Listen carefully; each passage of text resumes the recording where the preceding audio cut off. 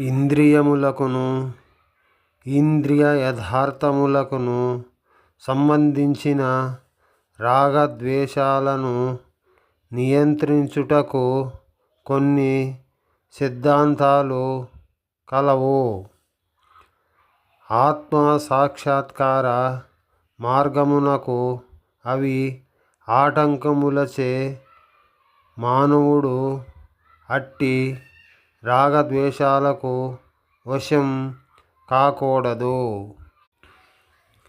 కాబట్టి అట్టి చైతన్యమునందు లేనివారు స్వయముగా వ్యక్తులై మత గ్రంథములందు విధింపబడిన నియమ నిబంధనలను అనుసరింపవలెను.